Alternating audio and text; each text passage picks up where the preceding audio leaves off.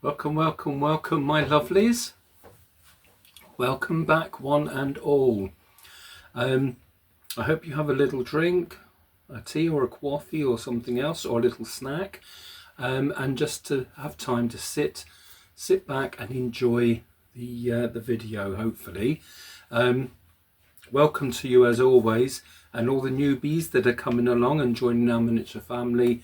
Welcome to you too, anyone that's just started watching. What we're going to do, what we're going to do first of all is cheers. Oh, it took me a little while setting things up and moving things out of the way, but the tea is still warm thanks to my mug warmer. Right, okay. What we're going to do is we're just going to dive straight into what I'm doing about preparing the palace and what I'm putting, rooms that I'm doing. And I'll just show you how I write things down, and it might help you when you've got a new project or an old one that you want to redo. So it's just to give you little hints and tips as to my way of thinking, the way that I go about this. Now, okay, by the way, I didn't realise how many videos I'd done with Georgie's Palace so far, so welcome to part 8. It's coming along fine. So what I do when I'm starting on a build, and I'm starting decorating from scratch, I write out lists and things. So what I do first of all is work out, look at the house and see how many rooms you want in it. And when I say that, I mean Georgie's Palace comes with 12 rooms the way it's built.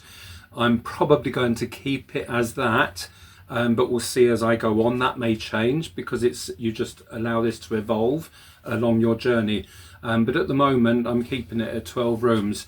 You could put wall dividers up or sections and things and make extra rooms within those rooms. So that is all entirely up to yourselves, whatever project you're working on. So I've got the 12 rooms first of all. What I write down first of all is room suggestions. And I just draw a list of 12 to start with, and I just put down all the rooms that I want to include in my building. So in this palace we have a grand hall, a kitchen, a bathroom, a library stroke study, a ballroom, music room, 2 bedrooms, an attic room, an oriental room, yes. I don't even know what that was meant to be. It just sounded intriguing. A dining room and a lounge. So you can have children's rooms, playrooms. You could have just a music room on its own. You could have a gym in one of your rooms. Whatever you think that you can put in a room, you can make that into a room in your dollhouse. You can have a kitchen, a garden room looking out through windows into like a sort of conservatory room, looking out onto the garden. So you decide what you want in the house first of all. That's what, when I'm saying this is what I'm telling me that I do. And it's up to you if you think it's a good idea or not. So room suggestions, I've suggested all the rooms that I would like in this building. You wouldn't have counted with me, but that's actually 11 rooms so far. Then what I did was to write out, these are just room suggestions in any order, it doesn't matter. Then I wrote 1 to 12 down there, and before I filled that in, I then drew a sketch of the house.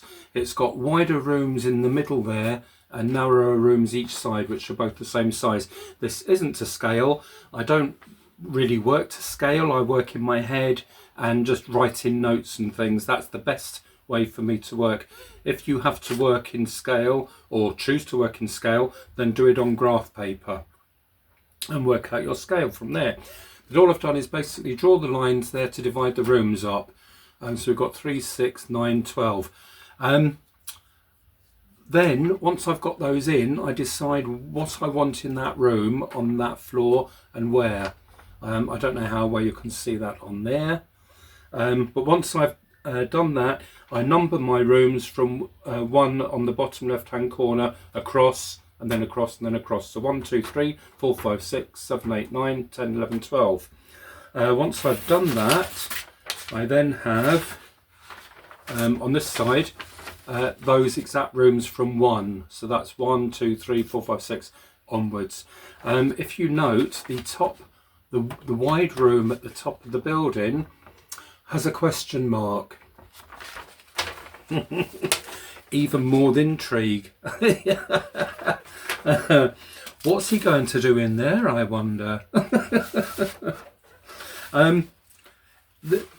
Okay, so what I'm not going to do is tell you what I'm going to do in room 11 up in the attic, or what room I'm going to make in room 11. I have something in mind. It's just, to me, it's just really exciting to do.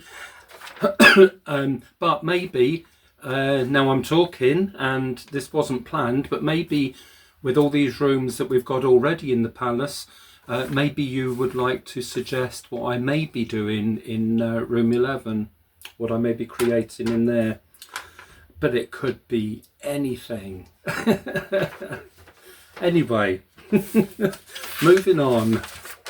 Hopefully I will have a go at what I'm going to do there. I won't change my mind, you know, sort of halfway up the build.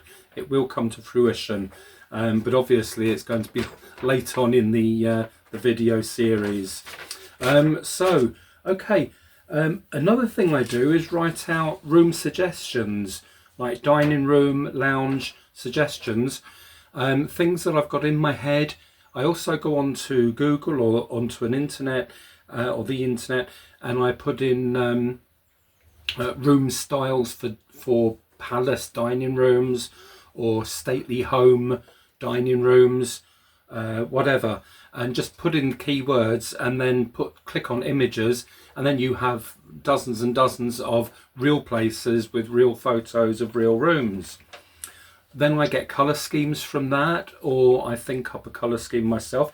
I've thought up some of the colour schemes for these rooms. A couple of other rooms I've got ideas from the internet. So it's all mushed together, as they say. What is on here? Right, so okay, so I have another sheet here with Georgie's Palace room decor. And I'm sort of going through, what I am doing is going through the bottom 3 floors, because you start, or I would start from the bottom of the house, fitting the lighting and that into the next floor room.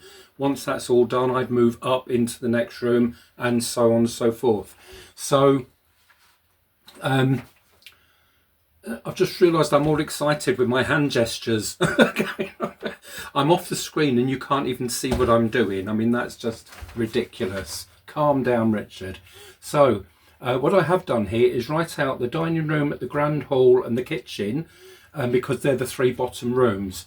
And then within that section, I've written down the ceiling, what I'm doing with the ceiling, what I'm doing with the walls, what I'm doing with the floors, and any other things that I think I'm going to fit in. The lighting will come more or less last, so I don't hit it when I'm trying to do any work within it. The same again for the grand hall: ceiling, floors, walls, kitchen, ceiling, floor. The kitchen, although this, as if you've started following the Georgie's Palace from the beginning, you know that it's a modern, wealthy couple who own it, a man and a woman.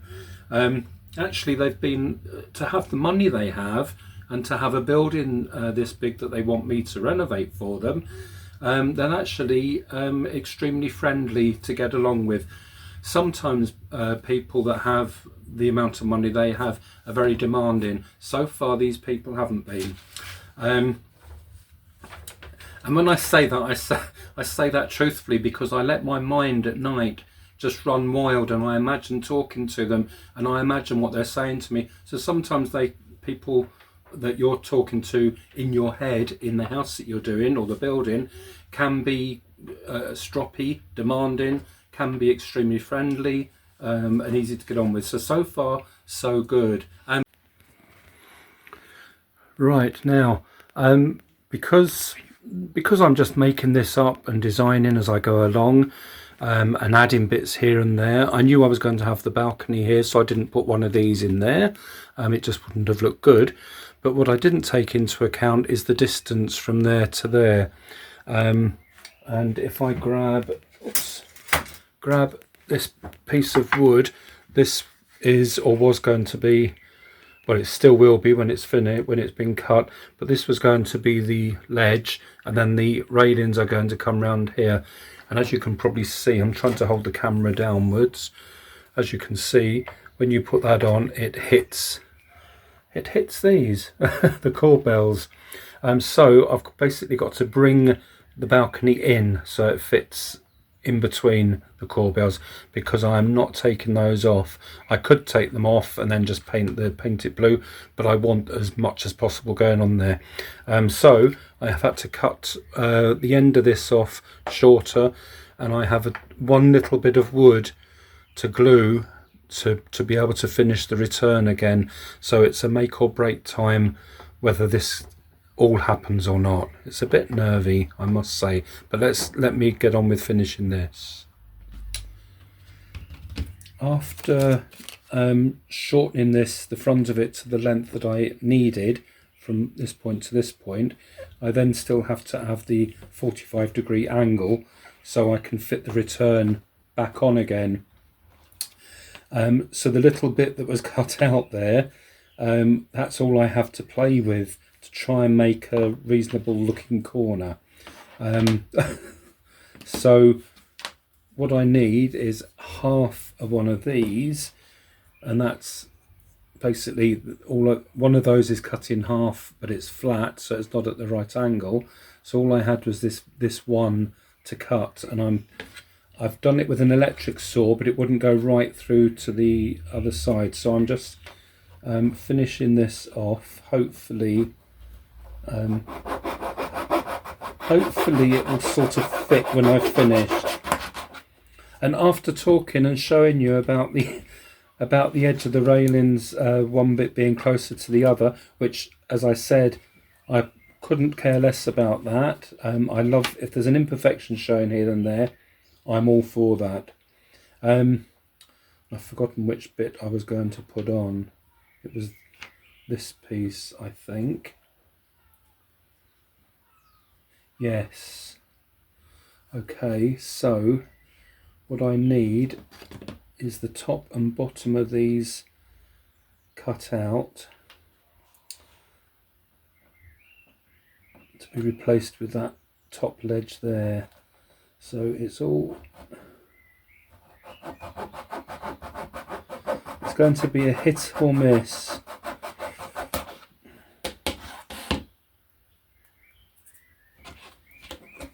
And if anything's slightly out of place or whatever, and you sort of bodged it together, or whatever the word is, you're going to cover it in gold, so no one would know except you. Don't tell a word to anyone. Don't say a word. Right, so I need this bit off of here. Let's go around this whole bit here. Like so.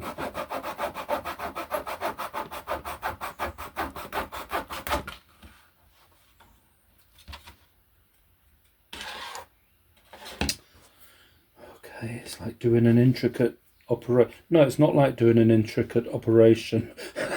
I don't know even why that came into my head. I wouldn't trust myself with me and a human and a scalpel. It just it would be a bad romance. That's for sure. Right, okay, so we have half a piece of balustrade here, and I want to glue that on there, and then, sorry my hands are in the way at the moment. Okay, I think it's actually going to fit. So let me get some wood glue. Now let's just take out a little, whoops, that's probably much too much. I always seem to put a lot more glue on these dishes than I end up needing, which is a waste, unless you can scrape it back in the bottle or be bothered. Right, okay, so be easier to put the glue on here. I can't remember the name now because I'm thinking about this, but just last night watching television, I was answering messages, emails to various people, and one of you lovely ladies, one of you family members, was writing saying that your daughter had just bought you a book on Chinese, I think Chinese and wallpapers, Chinese and British wallpapers. And I looked up the book as well. I couldn't see inside it, but you were saying how fantastic it was and that you were just enjoying every minute looking at it. And it was either you or somebody else that also commented and said that you wanted to comment on me saying about smelling paper. That you were happy because you weren't the only one that thought that you did that and nobody else did. And now talking to other people, it turns out there are many people that love the smell of paper or books or magazines, and I know it was Happy Tears as well. But another lady did write to say that watching the video when I sniffed the paper, you burst into tears because it reminded you of your lovely husband when he was here. He always used to love smelling books and papers, and it reminded you of him, but in a nice way. So unknowingly doing these things on YouTube, you just never know what you're going to trigger off for people, and how happy it's going to make them. So yes, so I just want to say, I do just to say a bit more about that. I've always even as a kid, I used to smell the books that I used to read, the children's books, and I think it's probably just the ink or whatever on a lot of paper. And when books are old or different papers are old, they have an aged smell about them, and it's just I think a very comforting smell. It just makes me think of home and nice things and nice childhood memories. So it's all good. Right, now if I can just put this together all in one.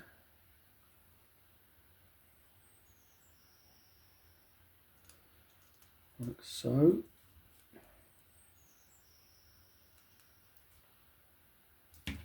Excellent.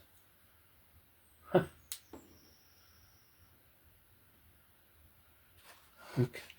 Actually, now I will clamp this together properly. And it's coming apart again.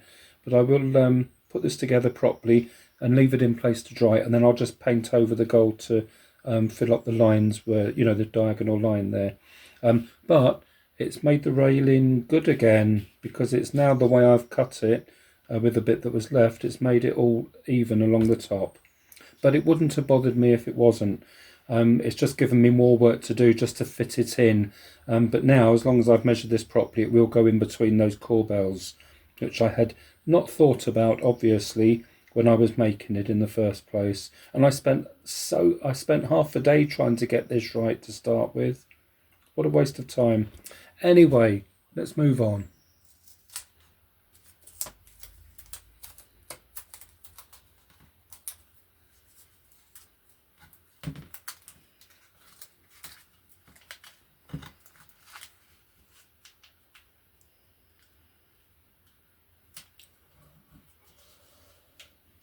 Now at the moment I'm just laying a few bits of masking tape around the edge of the wood where the gold is, because I don't want it going on the gold, and it's, for me, it's easier to do it this way than it is just to try and have a steady hand, especially as it's all it's got granules and stuff in it, so it could very well just touch the gold, and then when you try and wipe that off, you wipe it off the floor, then it just turns into a whole saga. So it doesn't take a minute just to stick down some masking tape, and then you're free to go and free to paint.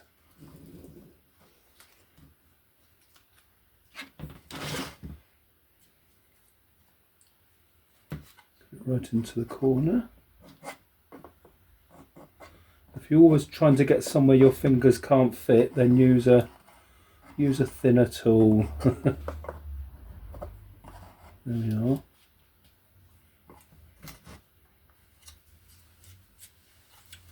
There, so I've just taped around these bits, so around the floor of the base of the balustrade, just to cover that up. Okay, so I have chosen this colour to use. You apply it in 3 sort of thin coats, and don't have it thick and lumpy right away, apparently. So that's what the instructions say. So that's what I'm going to do. So you're just letting it build up texture on texture, I suppose. Okay. And it does say it can take between 2 and 3 hours between each coat. So although this will be a long recording for me, I will, with the joy of editing, you will see right away how I get on. And of course what I should have done perhaps is to try on a test piece of wood. But you know, I like to live my life on the edge sometimes. Stick with me, kid, and you'll go nowhere.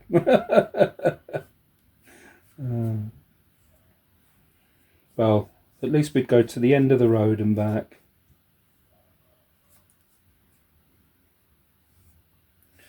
There, now.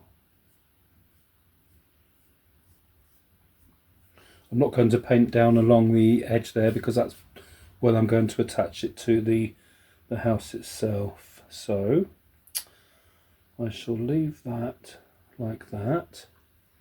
And then, what I will do is to put some tape around the front there to paint this bit here. I'm not going to be painting it all underneath, because this morning during breakfast I've decided to do something else around here. As I said, detail on top of detail on top of detail. So I won't go around the outside yet because I don't know what this is going to look like before I continue. So at the moment we'll just do this. Of course I will edit the video, but as I said, I will leave that for a couple of hours. What I will do is I'll go ahead and put this on the front door, the floor of the front door as well, the step on the outside of that. I'll do that at the same time, so we can see that, what that looks like. And it says to wash the brushes out in warm in water. Just rinse with soapy water if you get it on your skin, and that's it really. So that sounds quite harmless. So okay, I'm going to put this outside in the sun, and maybe in an hour or so I'll see if it's touch dry enough. Then I'll do another coat then. I thought I'd bring it outside to show you in the sun. Oh, and here we have a sleepy boy sunbathing. Hello, baby. There's Nigel. Hello, Nidge. Oh, meow. Oh, he's tired. He's worn out. All this sunbathing is just too hard work. Okay, so if I get out of the way of the sun here, although I can't see now, but anyway, hopefully you can see that it's dried really well. I've given this 3 coats. It looks good in the shade and in the sun. And what I did with it, I ended up just using the hairdryer on it for each coat, and it dried it within just a few minutes for each coat. So both pieces were done within 15 minutes, and they've had 3 coats each. So I didn't bother leaving them to dry for 2 to 3 hours. I wouldn't advise that if you bought this yourself and used it, just in case on the surface you do it on it goes horribly wrong. But I'm just saying that I used the hairdryer and it dried perfectly. So all good so far. There, we have it at a much better size now. I've cut this bit down as well, so it now fits in without pushing up against this or touching it, so it looks the part. And that's the stone effect, looking very good. And the front door, very pleased with that, very pleased indeed. Okay, so we're not stopping there. We want to add more decoration to the entrance. So, of course we do. So I've got these half pillars that obviously usually stand against a wall. But they are not the right height. They are shorter. So we've got a gap there. I've measured the gap, and I'm going to build a structure to go underneath, not on top. So that will come up to the top there, but we're going to build a structure to go underneath it. Okay, now let's start moving into the building itself. As you can see, that's the ground floor, or the first floor. I have to fill that stairwell in there with a piece of MDF, and then this floor, it's been designed so you would have stairs going from the ground floor up and around to here each side, and then you would walk around here. For me, that's not the design that I want. It's just a complete waste of a floor. It's one of the widest sections of the house. And basically all you'd have is this you'd have railings around here and a walkway, and it's as I say, to me it's literally a waste of space. And also in there was a let me get hold of it. It would have been a stained glass window that you would paint and then put that in there, and then when the light shone on it, it would shine through. All very nice if that's the design that you were going with, but as I say, I don't want this to be recognisable as the kit was intended to be. So I'm filling in the back here. As you can see, it's not absolutely perfect, but I've cut a template and then cut the wood and then glued it all round, and I had to sort of hammer it in to get it nice and flat. And now that was done last night, so it's dry now. So just these little spaces here, I'll just put some wood filler on there, let it dry, sand it down, and the wall will be ready to cover. So as I said, I want to fill this floor in as well. So I've now also done measurements around this whole thing, exactly to the 0.5 millimeter. And if I lift this bit up here and bring it into view, you can see that's the That's the shape of the floor. So I will just glue all around the edges of the this bit itself, and then I'll offer the floor up to the thing, tap it in with a hammer, and we will let that dry in place as well. So if we go to the back wall here, as you can see, it has windows. I don't want windows because I want furniture and designs and stuff on the walls, so I don't want those showing at all. So instead of just covering over them with black, like a black card, I will maybe be putting lighting on this wall. I haven't decided yet, but what I don't want is just a black card covering this and then wallpaper, because it's still, you could poke your fingers through it. So I'm taking all these out, and the insets in there are 3mm deep. So I have come down here, I have cut windows there, 3 windows, plus the room above has 2 windows. If I come up here and show you, there's 2 windows there. Actually, I've just realised they're the smaller windows, so I'll redraw these, but I will keep 3 of them for that room there. I think this is I can't remember now looking at the list, I think this is the Oriental room it's going to be. But once I've done that, we will have a fully usable floor and room there, and I'll be able to decorate it all along.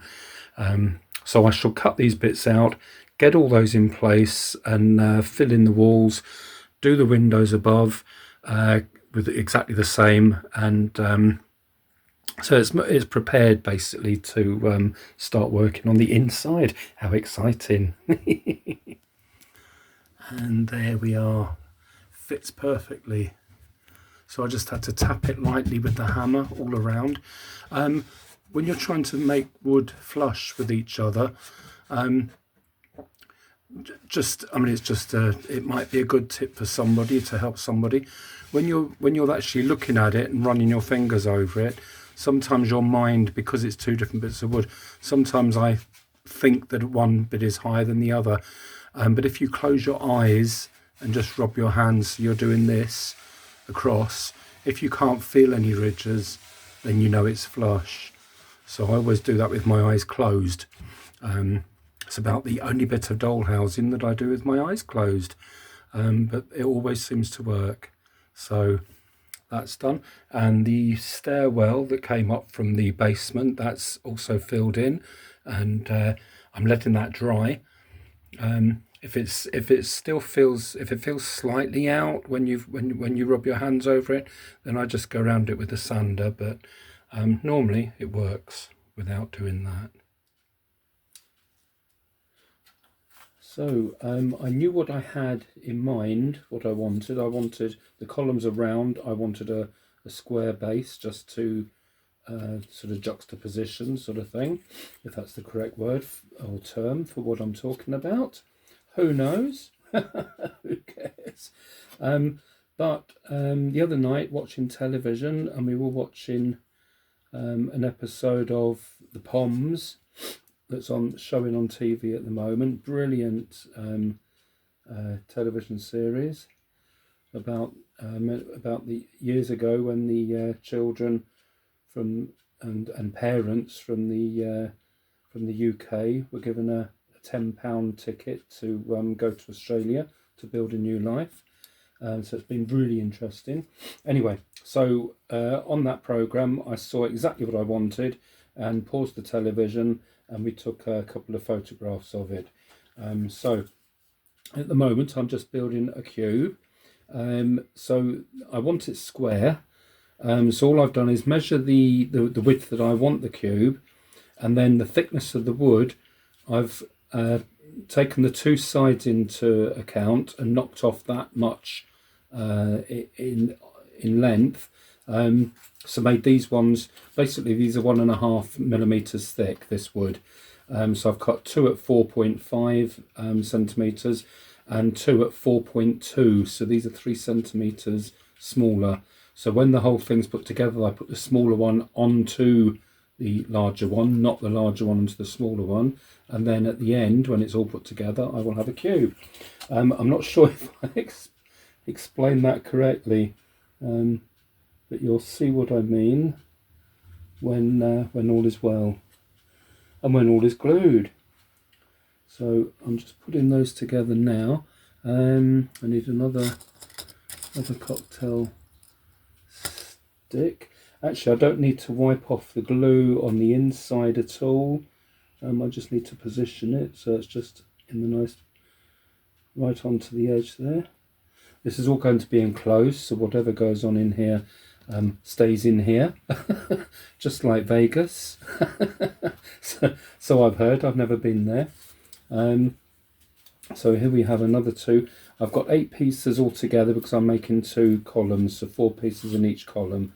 So that's the larger side and that's the shorter side, or narrower side, so that's going to go on top of this. So, it's been a lovely quiet day today. It's been a bit colder today, but felt like almost like winter was coming back. Yippee!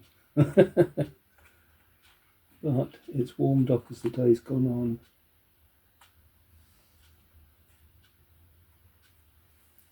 Okay, so I'll just carry on doing this, let these pieces dry, and then put each half together and make the cube. So I'll carry on with that, and then you can catch up with me at a later stage.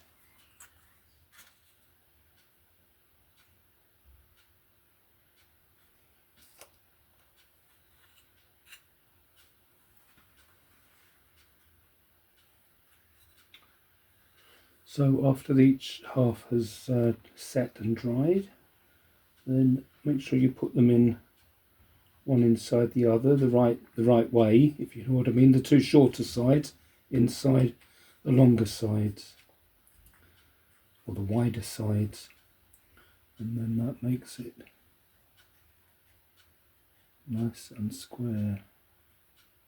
Just hold it for a minute just to get the glue to cling onto it nicely, and keep it in the. I'm keeping it in the jig, and it just keeps everything square. But then the next bits that I put on can help square it up as well. So again, work out which way is which way. So that's going on the short side, and that's the short side on that side. Okay. I've written them down so it's easy to remember, easy to see which bits are going inside which bits.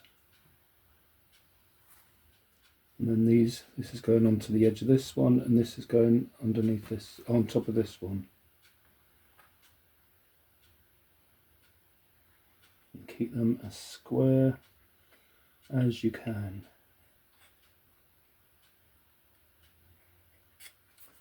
There we are.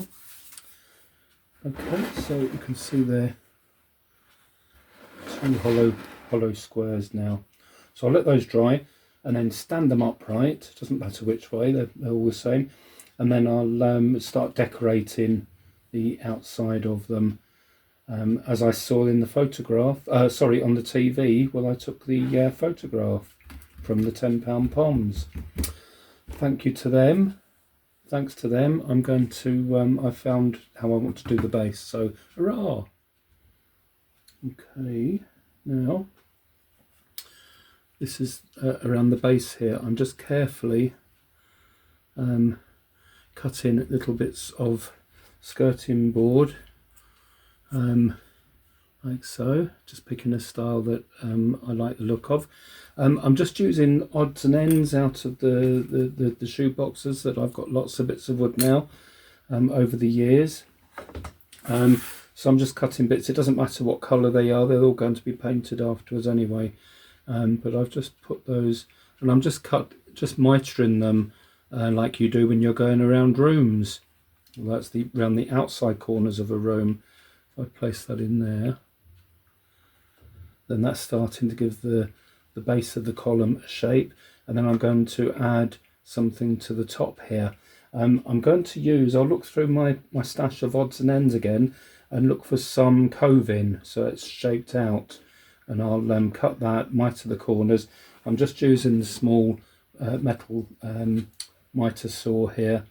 It's easy, it's just thin bits of wood, so I'm just measuring the sides to make sure they're the right width, and then cutting them to length. And as you see, I've cut some leftover white skirting board that I had. I'm not quite sure if they're going to fit perfectly. If not, then I'll use some other, I'll get some more skirting board and use that, but we'll see anyway. So I'll carry on with that, and then we'll start on the top. Now, I've found some coving that's angled how I wanted it.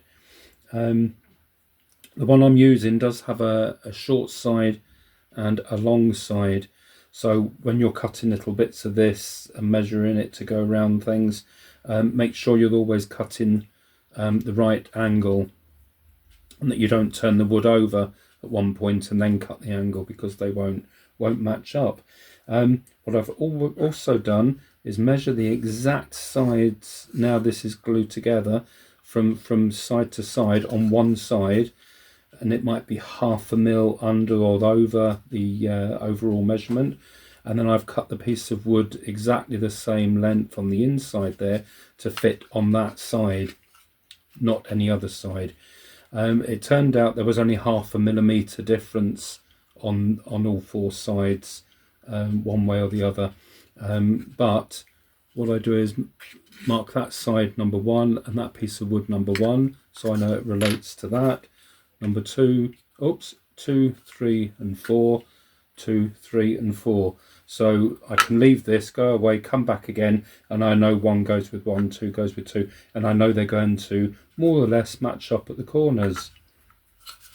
So I've got piece number 1 here, so we'll glue that on first. I'm going to glue these on first and then get them level by putting them down on the jig, on the metal jig, and let those to dry a little bit, and then I'll attach them to the square, which the square at the top should cover all the edges, all the flat sides of this.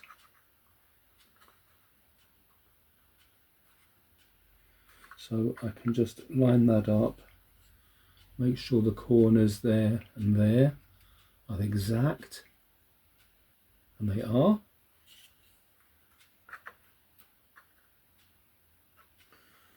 And then this is where I go quiet because I'm concentrating. And then we have side 2 and piece 2 and so on.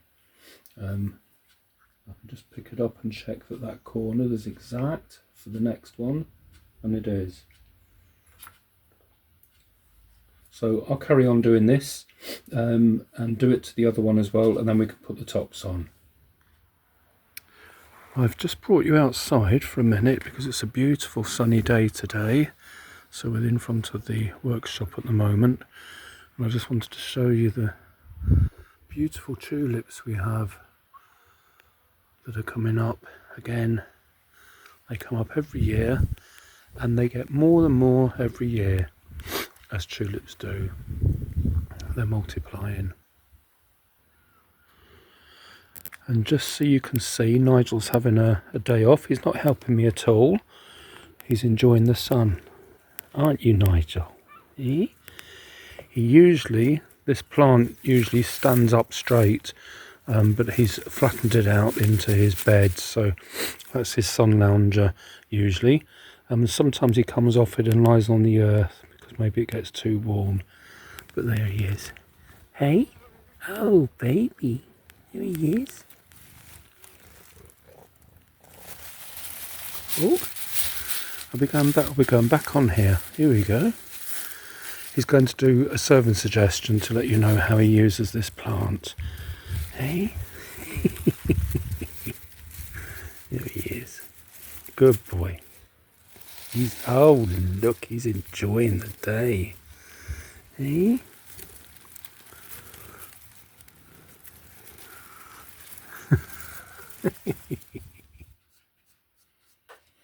And after the plinth has been made and dried, I left it for a good hour just to make sure that the glue was dry. It's hollow on the inside as well, so there's air getting in from all sides. Now I'm putting the stone effect paint on in the chosen colour. I'm doing it to match the doorstep and the balcony. I'm using the same stone paint, so it all blends in, and I'm just keeping to the instructions and giving it a thin coat. And it tells you to do that and build it up, give it about 3 coats. But I have to say, when you are using it, well, when I'm using it, I am tempted to just dab it all on and build it up really thick, and maybe that would work. I don't know, but I am following the instructions, so it's just a very thin coat, because doing the doorstep and the balcony, I did follow those instructions, and it's looking excellent. It's worked out really well. And as you can see, I've used, there's a varnished bit there, there's white bits around here. As I said, I'm using bits and pieces from my stash box. So I'm just going to build it up slowly, and when it's finished, that should all be covered up, and it should all look the same colour. Okay, so I'm really pleased with the way these have come out, and they've got a really good stone effect on them, and I like what I'm seeing, and that's what I had in my mind. But I also had in my mind, let me get the craft knife. I also had in my mind, I can picture some of the plinths just being a little bit chipped, so just to add a bit more detail and to make them not perfect. Well, I don't mean I'm trying to say they look perfect, but I don't want them looking like they've just been built. So I thought, oh, go away.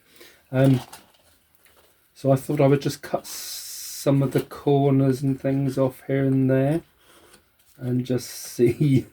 Oh, I hope this looks okay when I do this. In my head it looks really nice, but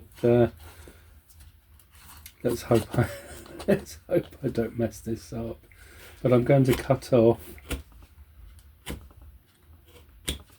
some bits of the corners.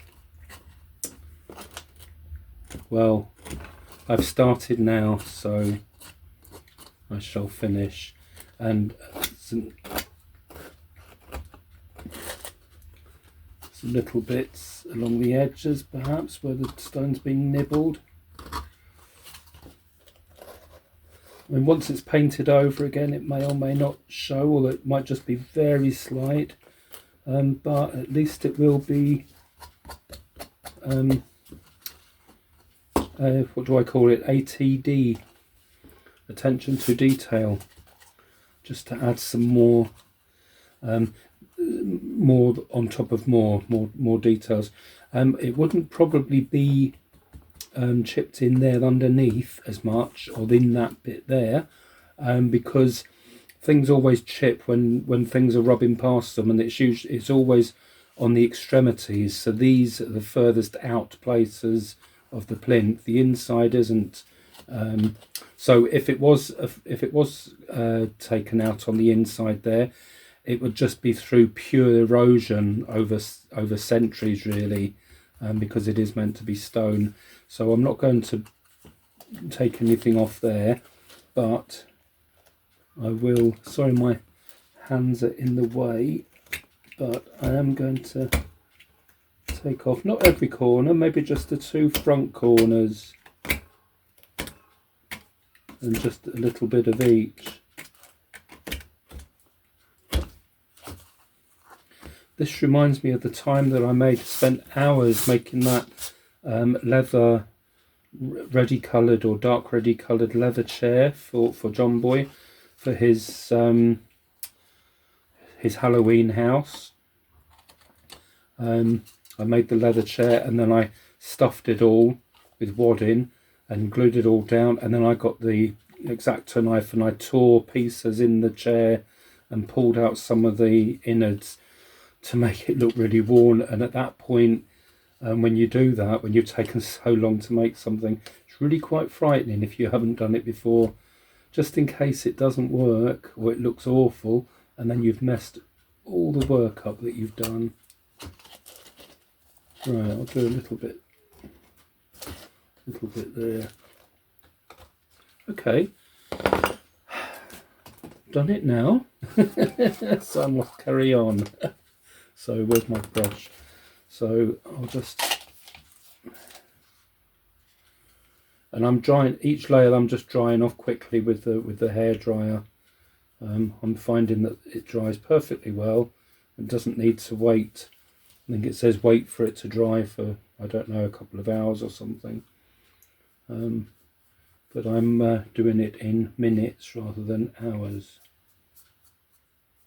And I'll dry that off, and then maybe only do 2 coats on the corners. I'll see, but I just want the and I'll do one, and then we'll see the difference between the two, if it looks any different or not. So I'll just dry those off, give it another coat, and then we'll go from there. Well, that definitely looks more worn, and it's given it age. So I don't know how well it will show up in the camera, but in real life, it looks really good. I'm really pleased with it. So I'll show you that's the sort of new built plinth and the old built plinth. So it's just eaten away around the edge there.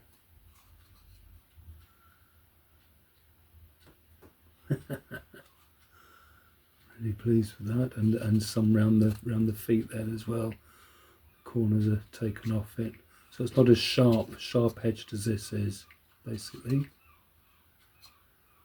So I'm going to do that to this one as well. Obviously, now I've done that, I'm going to do that to both of them, and it just makes it even more stone-like, in my opinion. Hopefully someone will like it, and do let me know what you think. But I shall get on and do this one as well, and get those finished, and then we can just show them in place, and then I'll show you where we're going from there. I've put them in place. I haven't glued them in, but just to let you see the finished effect. I'm really pleased with that, and this side as well.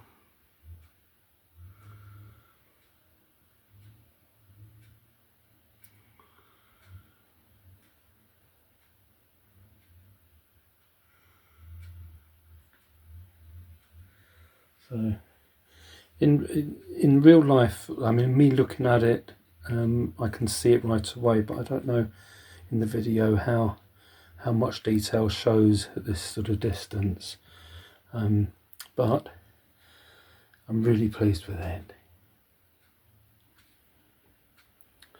And I can't put the column on yet, because I only had one. I bought a job lot of bits and pieces about 2 or 3 years ago now for Georgie's Palace, so I've had them a long time, but the half column I wanted to make a mould of, so that is in the process of making another mould. I bought a silicone mat as well, so I can keep it nice and clean and not do it straight on here, or find some plastic big enough for it to sit on. So the mat will hopefully be used over and over and over again. I just actually got that off Temu, and I think it was about £1 or something silly like that. But anyway, that's I've hot glue gunned it all around the edge and join the panels up, as you can see, with a hot glue gun, and that nothing has run out, and it's been set in for a few hours now, but I'm going to leave it for 12 hours, so I'll basically leave it overnight and come and look at it in the morning. But that will be in another video.